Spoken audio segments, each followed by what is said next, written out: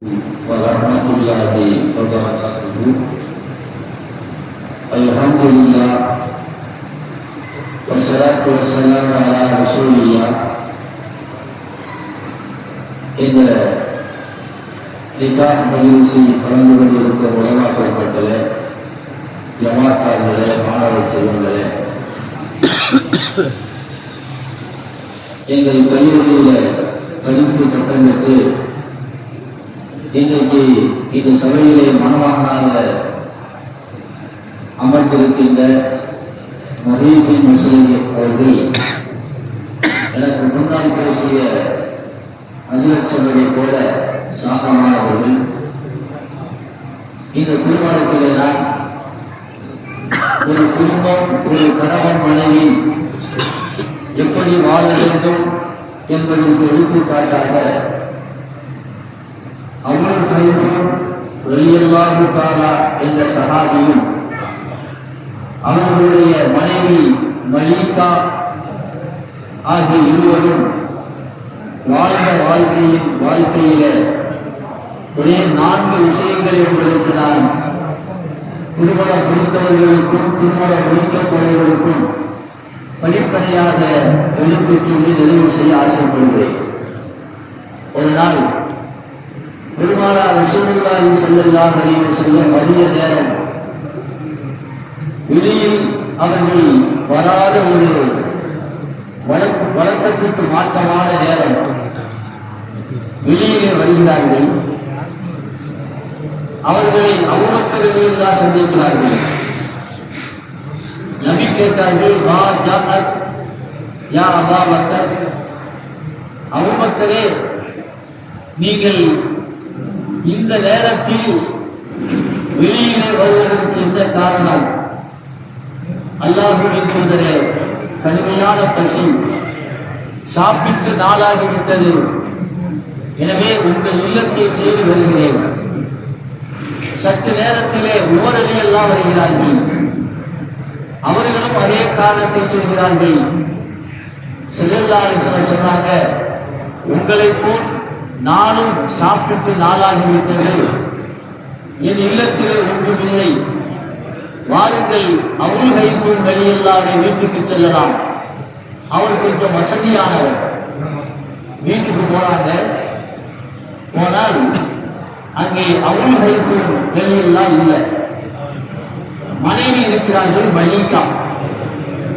ஸல்லல்லாஹு அலைஹி வஸல்லம் வெளியிலிருந்து சலாம் சொல்றாங்க, பதில் வரல. இரண்டாவது முறையாக சலாம் சொல்கிறார்கள், பதில் வரவில்லை.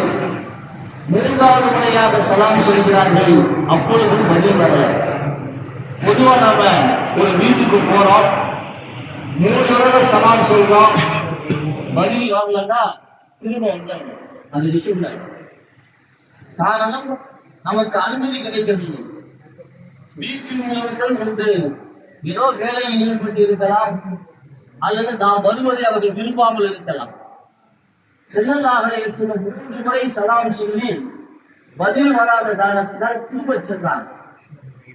அப்ப அந்த அம்மா மலீகா வேகமா ஓடி வந்து, அல்லாஹ்வின் தூதரே, நீங்கள் சலாம் சொன்னீர்கள், உங்கள் சலாம் என் காதுக்கு கேட்டது, உங்கள் சலாத்துக்கு நான் பதில் சொன்னேன், மெதுவாக சொன்னேன். காரணம், நீங்கள் திரும்ப திரும்ப சலாம் சொன்னால் உங்கள் சலாத்துடைய அந்த துஆ எனக்கும் என் குடும்பத்திற்கும் பல அளவை கிடைக்க வேண்டும் என்பதற்குத்தான் அப்படி அமைதியாக இருந்தது விட உங்களுக்கு பதில் சொல்லக்கூடாது என்பதற்காக அல்ல. ஒரு பெரிய வாய்ப்பு வீடு தேடி வந்திருக்கிறது, அந்த வாய்ப்பை பயன்படுத்திக் கொள்ள வேண்டும் என்பதற்குத்தான் நான் அமைதியாக இருந்தேன். வாருங்கள், உள்ளே அமருங்கள், என் கணவர் தோட்டத்திற்கு சென்றிருக்கிறார், வந்து விடுவார் என்றார். இது முதல். ஒரு வீட்டில் இல்லத்தரசியாக இருப்பவள் வீட்டிற்கு வருகின்ற விருந்தாளிகளை, அவர் கணவன் சார்ந்த குடும்பத்தை சார்ந்தவராக இருந்தாலும் சரி, தன் குடும்பத்தை சார்ந்தவராக இருந்தாலும் சரி, அது பொதுவான நபராக இருந்தாலும் சரி, அவர்களை கண்ணியத்தோடு வரவழைத்து அமர வைத்து தன்னால் இயன்ற அளவு அவர்களை விமர்சனிக்க வேண்டும் என்பதை மலீகா அபூல் ஹைஸம் ரலியல்லாஹு அன்ஹுடைய மனைவி அவருக்கு உணர்த்துகிறார்கள்.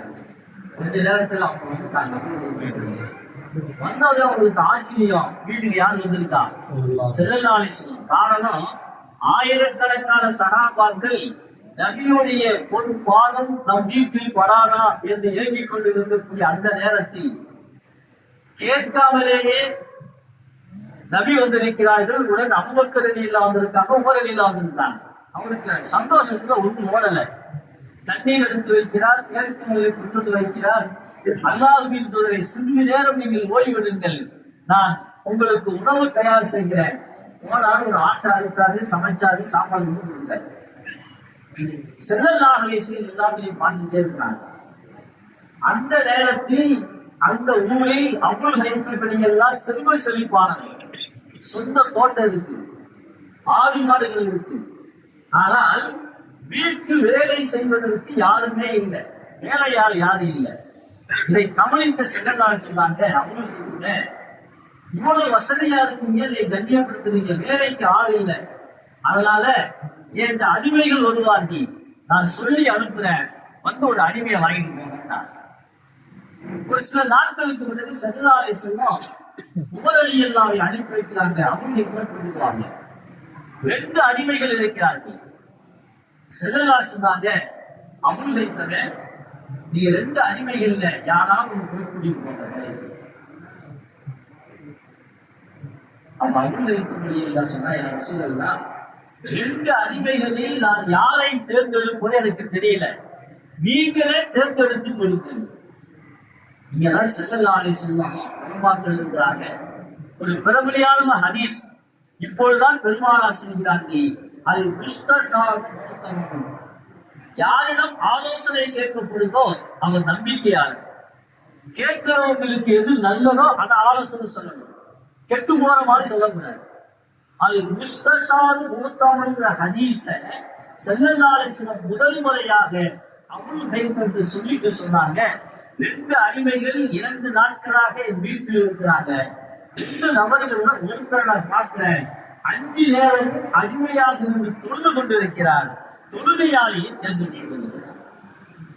நீங்க கவனிக்கணும், வீட்டிற்கு வேலையாக அனுப்பக்கூடியவனை, வீட்டிற்கு வேலையாளாக தேர்ந்தெடுக்கக்கூடியவனை ஸல்லல்லாஹு அலைஹி வஸல்லம் எதை மையமாக வைத்து சொல்றாங்கன்னா, பொதுவாக வீட்டு வேலைக்குன்னா உடல் வருமானா இருக்கணும், உடல் திரகாத்திரமா இருக்கணும், சுறுசுறுப்பா இருக்கணும், ஜவானா இருக்கணும். இதைத்தான் நாம பார்ப்போம். ஸல்லல்லாஹு சொன்னாங்க, வீட்டு வேலைக்காரராக இருந்தாலும் கூட தொழுகையாளியாக இருக்கிறார், அவரை கொண்டு செல்லுங்க. அப்படிதான் வாழ்க்கை துணையாக வரக்கூடிய மணமகனோ மணமகனோ எப்படி இருக்கணும்? தொழுகையாளியாக இருக்கணும், மார்க்கப்பட்டுள்ளவராக இருக்கணும் என்ற செய்தியை ஸல்லல்லாஹு அலைஹி வஸல்லம் அங்கே பதிவு செய்கிறார்கள்.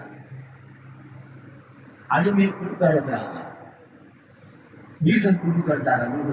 அவங்களுக்கு மனசுல சந்தோஷம். வீட்டு வேலைக்கு ஆள் இல்லாம இருந்துச்சு, தோட்ட வேலைக்கு ஒரு ஆள் கிடைச்சிருச்சு. வேகமா மனைவிட்டு சொன்னாங்க, அடிமை செய்த மனைவி வெளிக்காட்ட சொன்னாரு. அப்பா ஸல்லல்லாஹு அலைஹி வஸல்லம் அடிமை கொடுத்துருக்காங்க, தொழுகையாளியா? அப்படியா? நம்ம வீட்டுக்குள்ள என்ன செய்வாங்க, பரவாயில்ல ஒரு அடிமை கிடைச்சா வீட்டு வேலையை போனா வச்சு வாங்கிடலாம், நிம்மதியா இருக்கலாம் அப்படிங்கிற ஒரு சந்தோஷம் இருக்கும். ஆனா அந்த அம்மா அப்படி சொல்லல. கேட்டாங்கன்னா, ஸல்லல்லாஹு அலைஹி வஸல்லம் அடிமையை கொடுத்துட்டு என்ன சொன்னாங்கன்னு கேட்டாங்க. அவர் சொன்னாரு,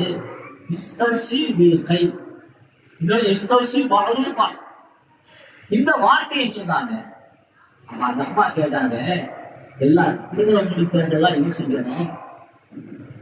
மனைவி கேட்கலாங்க கணவர்கிட்ட, இந்த வார்த்தைக்கு என்ன பொருள்? அடிமையை கொடுத்து ஸல்லல்லாஹு அலைஹி வஸல்லம் கைரா அப்படின்னு சொன்னாங்கல்ல, அதுக்கு என்ன பொருள்? நல்ல விதமா நடந்துக்க அப்படின்னா என்ன அர்த்தம்? நீங்க சாப்பிட்ட சாப்பாடு அவங்களுக்கு கொடுங்க, நீங்க உடுத்துற உடைய கொடுங்க, அதிகமா வேலை கொடுக்காதீங்க, இதுதான் கருத்து அப்படின்னு அவங்க மனைவி சொன்னாங்களா? அன்பு கடவுளே, அதுக்கு இந்த அர்த்தம் இல்லை. நான் அந்த அர்த்தத்தை விளங்கல. என்ன அர்த்தம் தெரியுமா? இவரை நீங்கள் அடிமையாக வைத்துக் கொண்டாடுங்கள், சுதந்திரமாக உருவாக்கி விடுங்கள், இதுதான் அதுக்கு கருத்து. அவருக்கு மனசு கேட்கல. அடிமை தானா வந்திருக்கிறாரு, அவர் எப்படி விடுறது? நேரா நம்ம சொன்னாங்க, உங்களுக்கு சந்தேகமாக இருந்தால் செல்லல்லாசுக்கு உங்களுடைய விளக்கங்கள் இருந்தாங்க. நேரா வந்தார். நீங்க ஒரு சொல்றீங்க, என் மனைவிக்கு விளக்கம் சொன்னாங்க இப்படி சொன்னாங்க. உங்கள் மனைவி கருத்து தான் என் கருத்து தான். உங்கள் மனைவி கருத்து தான் என் கருத்து. நீங்கள் ஒரு அடிமையாக வைப்பதை விட உரிமை விட்டு சுதந்திரமாக விட்டு விடுது. இங்க ஒரு விஷயத்தை நிறைவு செய்வாங்க. பொதுவாக குடும்பம் என்கின்ற பொழுது கணவன் குடும்ப தலைவன் அவன் நிரப்பு எப்படி இருக்குன்னா, நாம சொல்றதான் மனைவி கேட்கணும். எல்லாம் சரிதான். ஆனால் பல நேரங்களில் ஒரு காரியத்தை செய்கின்ற பொழுது மனைவியிடத்தில் ஆலோசனை செய்ய வேண்டும். அவருடைய கருத்தையும் உள்வாங்க வேண்டும். முடிவு எப்படி இருக்கலாம், அந்த கருத்தை உள்வாங்க வேண்டும். மனைவிக்குள்ள பொறுப்பை கொடுக்கணும் என்பதைத்தான் இந்த இடத்துல பதிவு செய்கிறார்கள். கடைசியா நிறைவு செய்வாங்க. ஸல்லல்லாஹு அலைஹி வஸல்லம் அங்க சாப்பிட்டு வெளியே எந்திரிச்சு போகும்போது அந்த அம்மா சொன்னாங்கன்னா, அவங்க சொல்ல அமைதியா இருந்தாங்க. எங்களுக்காக நீங்கள் சாப்பிட்டீங்க, உங்களை கண்ணியப்படுத்தலாம், உங்க துவா செஞ்சுட்டு போங்களேன். வீட்டுக்கு வந்துட்டீங்க, விருந்து போல சாப்பிட்டுருந்தோம், உங்க துவா செஞ்சுட்டு போங்களேன். அவங்க ஸல்லல்லாஹு அலைஹி வஸல்லம் துவா செய்தார்கள். இன்றைக்கு உலமாக்கள் நிறைய சபையில் இருக்கிறாங்க. ஒரு விருந்தாளி வந்து அவரை கண்ணியப்படுத்தினா, வந்த விருந்தாளி சாப்பிட்ட விருந்தாளி வீட்டுக்காரர்களுக்கு துவா செய்தார். ஒரு துவாவை சில்லாசம் கற்றுக் கொடுத்தாங்க. ஸல்லத் அலைக்குமுல் மலாயிகா, உங்கள் மீது மலாயிகத்துவாக உங்களுக்கு சலாம் சொல்லட்டும், உங்களுக்கு துவா செய்யட்டும்.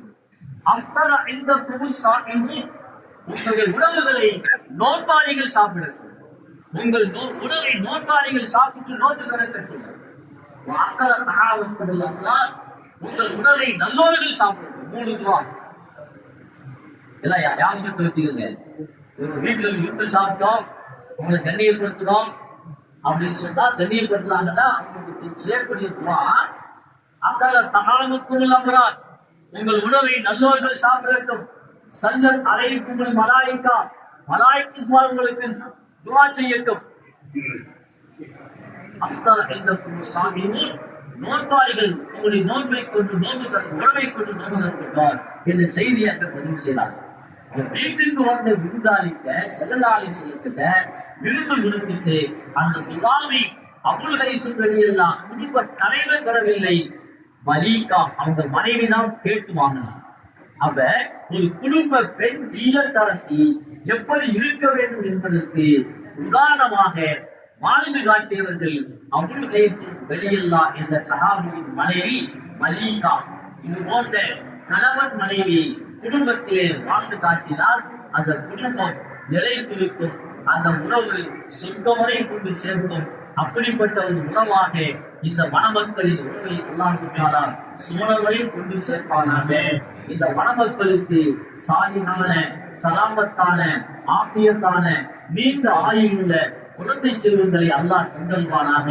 இவர்கள் மூலமாக இரு குடும்பத்தார்களுக்கும் மன சந்தோஷத்தை அல்லாஹ் தந்தல்வானாக. இந்த நல்ல நேரத்தில் துஆ செய்து வாய்ப்புக்கு நன்றி கூறி நிறைவு செய்கிறேன். ஆமீன். வாஃபித் தஅவானா அல்ஹம்துலில்லாஹி ரப்பில் ஆலமீன். அஸ்ஸலாமு அலைக்கும் வரஹ்மத்துல்லாஹி வபரகாத்துஹு.